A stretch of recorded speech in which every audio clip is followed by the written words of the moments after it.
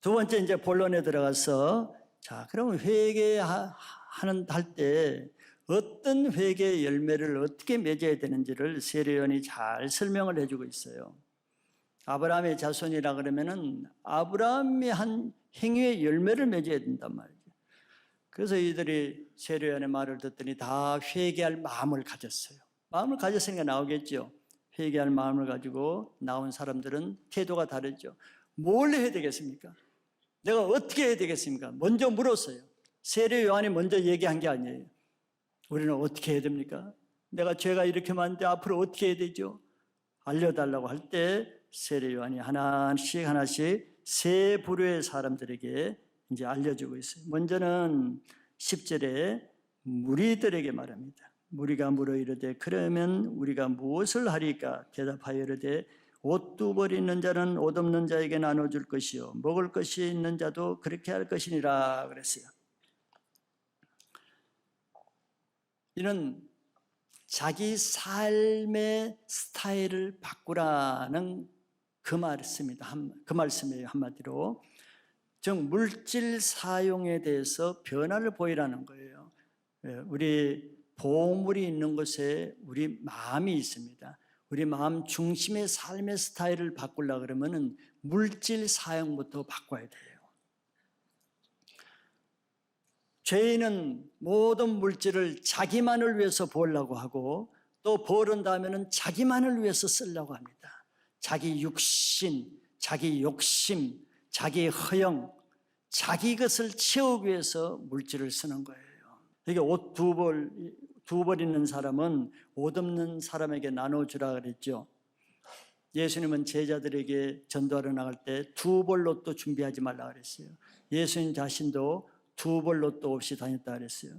그 말은 뭐 꼭 두 벌 옷 하지 말라는 것이 아니고 꼭 필요한 것만 가지라는 거예요. 필요 이상에 가지는 것은 욕심이라는 것입니다. 물질은 자기 것이 아닙니다. 하나님이 주셔서 자기에게 있는 것인데 하나님의 뜻대로 써야 되는데 그 첫째가 자기에게 있으면은 있는 것으로 족하고 그 외의 것은 그 없는 자들과 나누라는 것이죠. 구약에서 그 이 시대의 옷은 겉옷 같은 거는 특별히 밤에 모포용으로 잠자리 이불용으로도 쓰고 그렇게 합니다. 그런데 내가 욕심으로 더 가진 것은 그걸 남에게 나누라는 것이고 먹는 것도 마찬가지예요. 나는 먹을 것이 충분한데 또 식탐에 의해서 또 더 많이 먹고 또 좋은 거 먹고 또 다른 거 먹고 그러지 말고 네가 먹는 거 있으면 일정하게 먹는 것으로 충분하면은 나머지 식탐으로 또 더 좋은 거 먹으려고 하지 말고 먹을 것이 없는 자에게 나누라는 거예요. 이러므로써 자기중심적인 삶이 하나님 중심, 다른 사람 중심으로 바뀌게 되겠죠. 왜 성경에는 고린도전서 10장에서도 너희가 먹든지 마시든지 무엇을 하든지 다 하나님의 영광을 위해서 하라 그랬어요. 자기 욕심을 위해서 먹고 마시고 무엇을 하든지 그렇게 하지 말라 그랬죠. 자기를 기쁘게 하는 삶에서 하나님을 기쁘게 하고 다른 사람을 기쁘게 하는 삶을 살아야 돼요. 우리는 늘 육신을 쳐서 복종해야, 육신을 늘 가난하게 해야, 육신을 약하게 해야, 육신을 고통스럽게 해야 내 영이 산다는 이 원리를 아셔야 됩니다. 육신은 채우면 채울수록 내 영이 죽어요. 내가 육신대로 살면은, 육신해져서 육신대로 살면은 반드시 어떻게 되는지 죽으리네. 그래서 내 영이 죽는단 말이에요. 육신을 자꾸 채우려고 그래, 사람들이. 내가 돈이 있으면 돈이 있는 만큼 더 채우려고 그래. 돈이 없어도 또 빚내서 더 채우려고 그래. 사람이거든. 이게 미련한 마귀의 전략이에요. 육신해져서 육신대로 살면 내 영은 죽어요. 그런데 내 영이 사는 방법은 영으로서 육신의 행실을 죽이면 산다 그랬어요. 내가 더 먹을 수 있겠지만 내가 안 먹으면 죽이면서 내 영이 사는 거예요. 그런데 사단은 반대로 하죠. 너 더 채워라. 너 돈 있지 않냐. 너 할 수 있지 않냐. 더 먹을 수 있지 않냐. 딴 사람도 그러니까 너도 그렇게 해라. 그러니까 영이 자꾸 죽죠. 우리가 교회적으로도 60년대, 70년대 전쟁 끝나고 나라가 어려웠을 때는 교회가 뜨거웠잖아요. 산기도, 온 나라가 다 산기도예요. 온 산이 다 기도원이에요. 뜨겁잖아요. 먹을 것도 없고 가난하고 입을 것도 없을 때, 그러니까 육을 채울 게 없잖아요. 육을 채울 게 없으니까 영이 풍성히 살아나죠. 80년대 나라가 잘 살고 먹을 것도 풍성해지고 입을 것도 풍성해지니까 제일 피해를 보는 게 교회입니다. 교회. 나라는 잘 살지 몰라도 교회가 완전히 영성이 다 죽어지는 거예요. 육적으로, 종교적으로, 세속적으로 교회가 다 변하죠. 개인도 똑같은 거예요. 신앙을 하기 위해서는 무리들에게 이 두 가지를 얘기했죠. 입는 거, 먹는 거. 몸에 치장하고 장신구 차리고 더 좋은 옷을 입고 더 좋은 신을 신고 더 좋은 것으로 채우고, 그거 있는 것 하나로 족하고 할 거 있으면 없는 사람에 주고, 또 먹는 거. 먹는 게 돈이 없어 돈이 많아서 많이 먹는 것이 아니고 자기 육신을 즐기는 그런 선에서는 그 이상 가는 것은 탐욕, 죄입니다. 식탐이에요. 그래서 자기 육신, 자기 중심으로 하는 일의 삶의 스타일을 하나님 중심으로, 하나님을 위해서 쓰고 다른 없는 사람을 위해 쓰고, 이렇게 해야 내 삶의 스타일이 바뀌어야 회개에 합당한 열매 맺는 삶을 살지, 뭐 죄는 회개했다 그러는데 예전 사람처럼 똑같이 육신 누릴 거 다 누리고 먹을 거 다 먹고 옛날 스타일로 하나도 바뀐 것이 살아봐요. 그거는 돼지가 씻었다가 다시 구덩이에 들어가게 되는 거예요. 개가 토한 것을 다시 먹게 되는 거예요. 변하지 않습니다. 회개의 열매를 가져오려고 그러면 먼저 내 삶의 스타일에서 변화된 열매를 가져와야 되는 거예요. 그래서 나는 늘 돈이 있어도 늘 나를 가난하게, 절제하고, 없게, 힘들게, 고난스럽게, 고통을 겪으면서, 이런 것이 내 영을 살리는 방법입니다. 육을 죽이는 만큼 내 영이 사는 거예요. 근데 이런 원리를 모르면은 사람들이 반대로 행하죠. 내가 뭐 돈이 있는데 나 할 수 있으니까, 난 이 정도는 내가 살 수 있어, 이 정도는 내가 먹을 수 있어. 그게 중요한 게 아니에요. 할 수 있음에도 하지 않을 수 있는 이런 영성이 있어야 영성이 유지되지, 잃는다고 다 채워보세요. 영은 다 죽어버립니다. 우리는 자기에게는 항상 가난하고 절제하고 다른 사람에게는 풍성하게, 하나님께는 풍성하게 사는, 이것이 영적인 부여를 누리는 방법입니다. 두 번째는 세리들이에요. 12절에 세리들도 세례를 받고자 하여 와서 이르되 선생이여 우리는 무엇을 하리까 하며 이르되 부가된 것 외에는 거두지 말라 하고. 세리 여러분들 아시죠? 세리는 죄인의 대명사예요. 사람 취급을 못 받고 진짜 악한 죄만 짓고 백성들의 고통덩어리에, 그리고 매국노짓을 하고 못된 사람들의 상징이에요. 자, 하나님이 근데 회개의 은혜를 주실 때 이런 망둥이 같은 이런 세리들에게도 은혜를 줘서, 세리는 처음부터 작정하고 죄를 짓기로 작정하고 세리된 사람이거든요. 세리는 다 죄인을 지키기 때문에 웬만한 사람은 세리 못해요. 근데 이런 완악하고 강심장 가지고 사람 욕먹더라도 난 돈 벌어야겠다는 이런 아주 정말 이런 악한 모진 마음을 가진 사람이 세리가 되는 거거든요. 자, 근데 이런 사람들이 평생 세리 노릇하면서 하나님의 은혜가 임하니까 회개의 영이 임해서 지금 세리 요한에게 나온 거 아니에요. 하나님이 얼마나 기뻐하시겠어요. 이런 걸 보면서 참 하나님의 사랑은 한이 없다. 정말 죄인을 너무너무 사랑한다. 바리새인에게는 어림도 없는 일 아니에요. 쫓아낼 거 아니에요. 세리들이 회당원도 쫓아내는데 하나님은 그 세리들을 다 받으시는 거예요. 그래서 이 세리들이 세례 요한에게 왔을 때 요한이 이렇게 얘기했습니다. 부가된 것 외에는 거두지 말라. 그 당시에 세리들이 무슨 일을 하는가는 다 알거든요. 세례 요한도 알아요. 로마 시대의 세례는 부가된 것이라는 정한 세율만 받으라.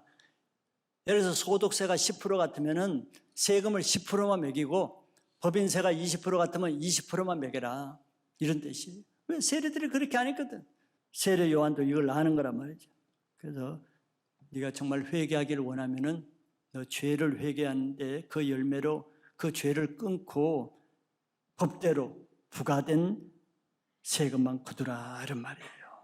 근데 한번 생각해 보세요. 세리 중 100%가 다 그렇게 하는데 100명 중에 세관에서 자기 혼자만 그렇게 하지 않는다고 생각해 보세요.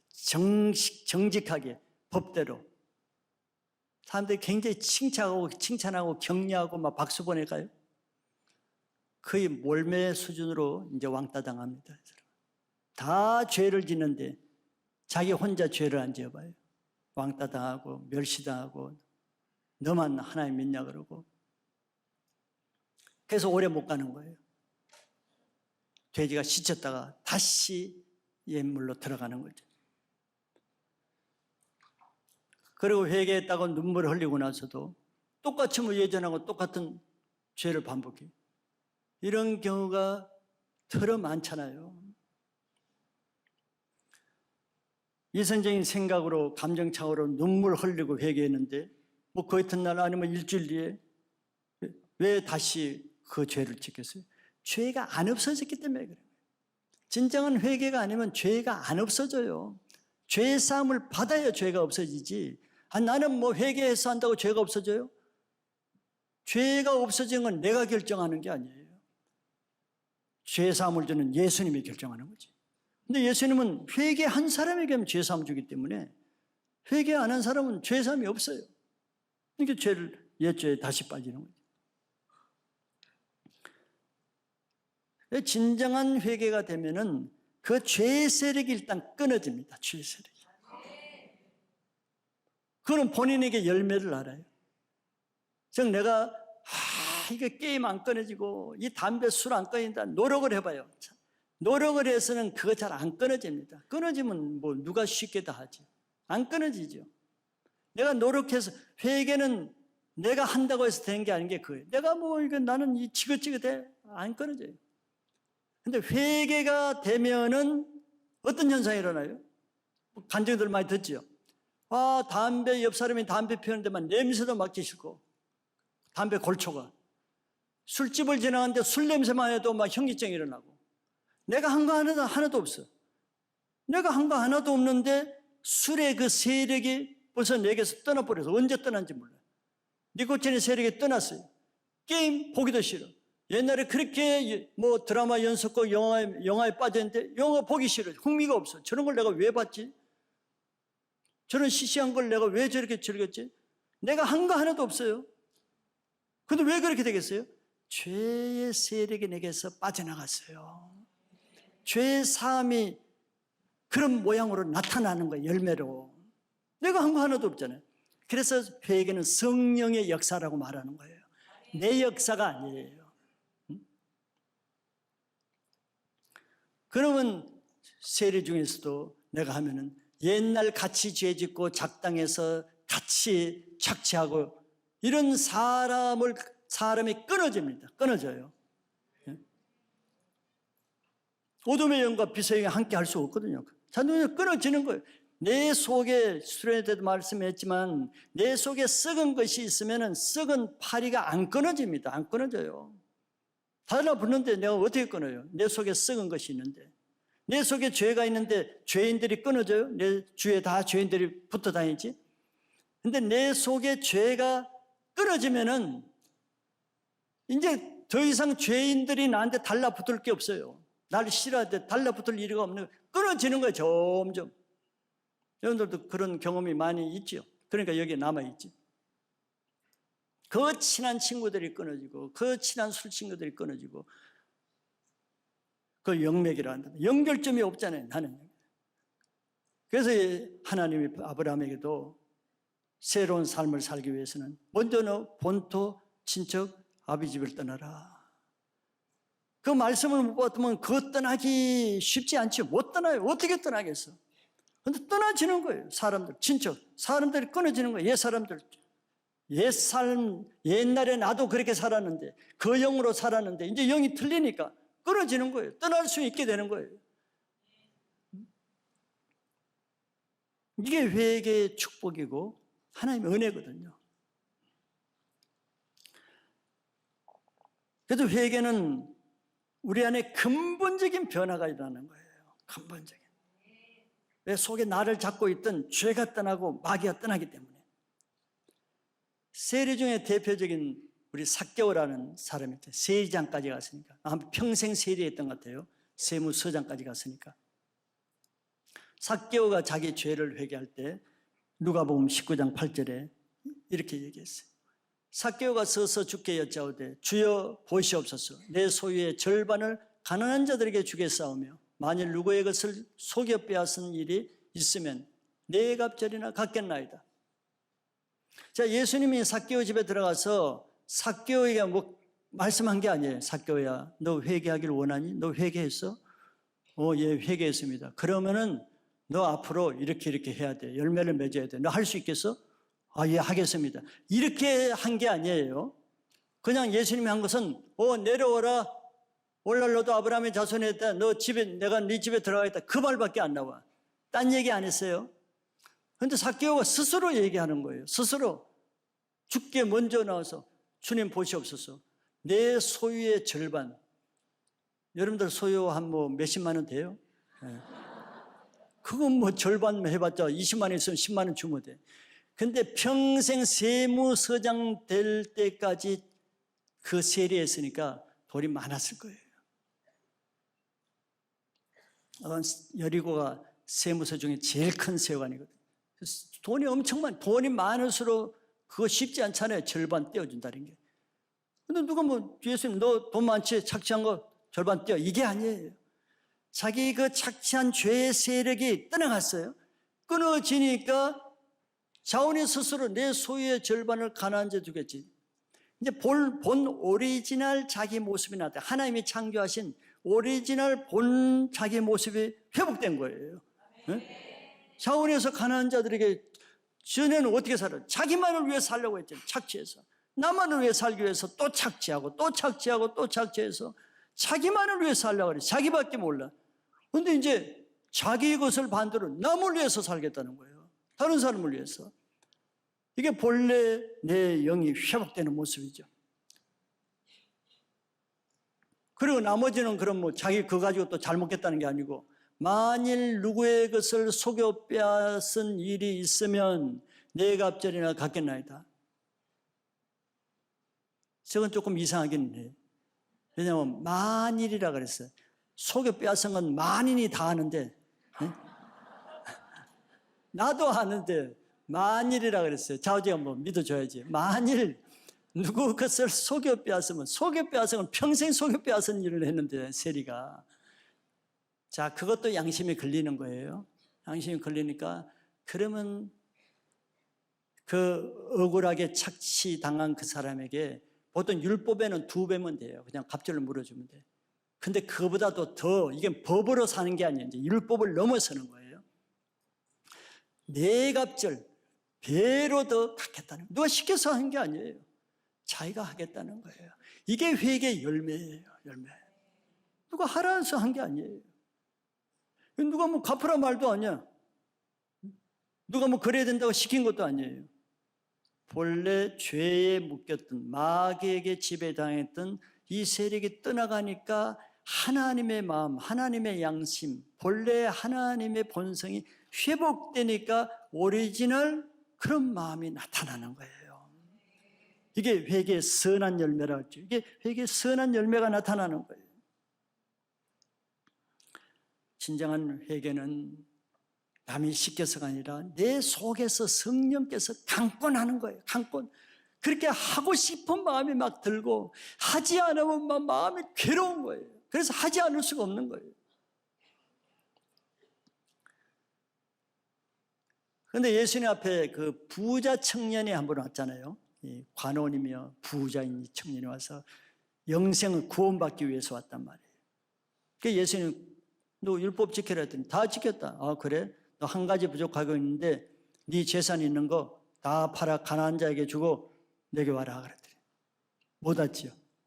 못 팔았어요. 내 건데 이거 내가 어떻게 번 돈인데 못하는 거예요. 회개가 안 되면은 예수님 말씀대로 살 수가 없어요. 결국 이 사람은 재물 때문에 영생 포기했어요. 지옥 갔어요.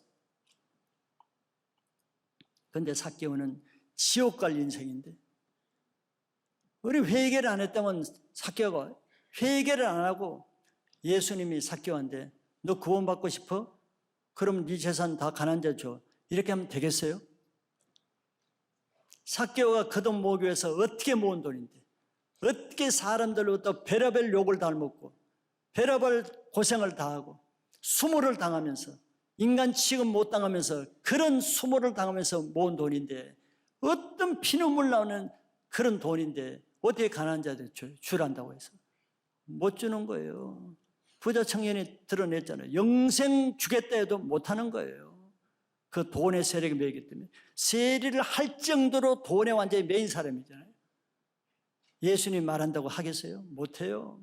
그 돈에 만몬 영이 있기 때문에 못하는 거예요. 그래서 사람이 안 바뀌는 거예요. 돈에 매인 사람은 안 바뀌잖아요. 돈에 매서 안 바뀌잖아요. 그런데 보세요. 예수님이 한 거 아무것도 없어요. 아무 말씀도 안 했어요. 회개를 하니까 저절로 그 세력이 없어졌잖아요. 돈에 묶인 세력이 없어졌어.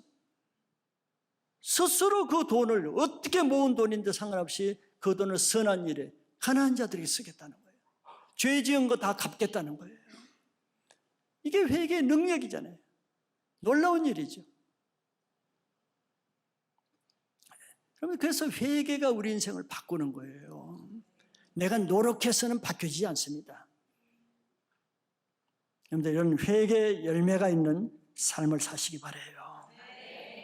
부정한 방법으로 돈을 벌고 불의한 방법으로 사업을 하고 남을 속여서 남의 돈을 착취하고 내 이익을 위해서 남을 희생시키고, 이게 이성적으로는 알아줘도 그것 돌이키는 거 쉽지 않아요. 그렇죠? 이러면 안 되는데 하면서 1년, 2년, 10년, 20년 그렇게 하죠. 아, 내가 집사로서 내가 이렇게 하면 안 되는지, 교회 다니는데 내가 이렇게 하면 안 되는지 하면서 잘 안 끊어지죠. 안 되는 거예요, 사람은. 그런데 죄는 죄예요. 하나님 앞에 이제 가면은 다 죄는 죄예요. 안 끊어져도. 근데 끊는 방법은 유일하게 하나인 거예요. 삭개오처럼 회개하면은, 내 힘이 아니라 회개하면은 죄 세력이 없어지면서 그렇게 되는 거예요. 이게 회개가 얼마나 좋은 겁니까? 많은 사람들은 회개를 하면 알레르기 반응을 해요. 아이, 또 회개야, 또 죄야. 뭘 회개를 저주처럼 생각해. 회개의 맛을 못 본 사람, 회개 경험이 없어요. 회개가 얼마나 놀라운 것인가. 경험이 있는 사람은 회개의 말을 들을 때 기쁨으로 받는데, 회개를 해본 경험이 없으니까 회개를 아주 몸서리 나는 저주로 듣는 거예요. 회개를 사모하시기 바라요.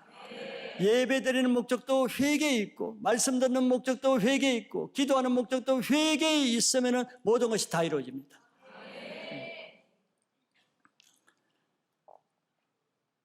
그래서 더 이상 옛사람, 죄를 짓는 사람과 관계를 끊어야 돼요. 그래야 내가 받은 그 은혜 유지할 수가 있고 미혹을 당하지 않고 내가 지킬 수 있습니다. 그런데 일확천금 돈 벌어봐요. 주위에 사기꾼들이 확 몰려들죠. 마찬가지예요. 내가 은혜 받아요. 이제 회개하고 새롭게 살아봐요. 근데 내 주위에 나를 미혹하고 다시 세상으로 끌어나가는 미혹하는 사람들이 막 찾아오겠어요. 그걸 유지를 해야 돼요. 그래서 본토 친척 아버지 집을 떠나야 되는, 옛 삶을 떠나야 되는 거예요.